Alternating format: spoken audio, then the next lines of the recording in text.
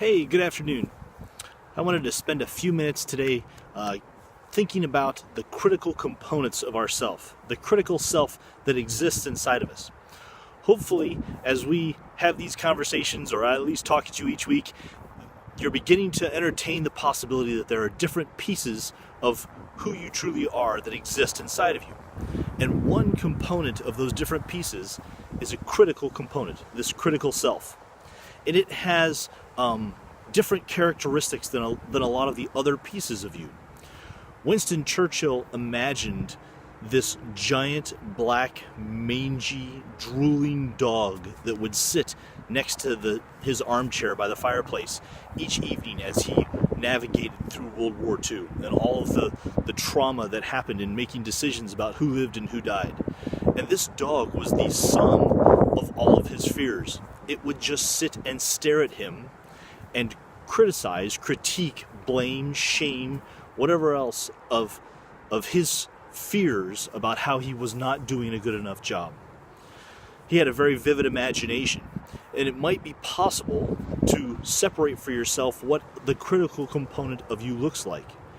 This is the piece of you that you would reprimand if you heard your children speaking to someone else in that tone. This is the part of you that believes that it's never good enough, that you could have done it better, that you should know better, that there's something really truly wrong with you. And there's a piece of you that believes that. It does innumerable damage to our daily lives because it steals our energy and our power and our ability to adapt and address changing situations. In that fear, it might even paralyze us. So, what to do with this critical piece? The first step, as always, is to accept that it's there. The second step is to observe it and to try to get to understand how it works and when it works. There is a piece of this critical component that changes and shifts and can be very sinister the more that we learn about it. Finally, in observing, it becomes a matter of pushing back. How do you push back internally? It might be finding ways to be less negative about yourself. If you wouldn't speak to your spouse or best friend with this tone, why would you let this critical part speak to you in the same way? So, recognition that it exists, observation in terms of how it works, and then finally being able to start to push back in very small ways of just saying no.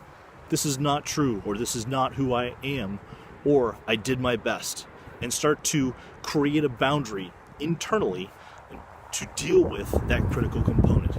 The more that you can separate yourself from that criticism, the more able you will be to make decisions, to address change in a healthy way, and be able to move forward.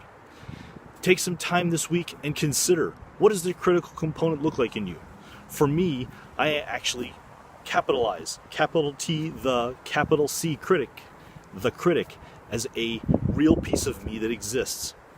Just like Winston Churchill, I talk to him and have conversations with him and try to figure out how to negotiate and navigate through the world together. Take some time to observe yourself.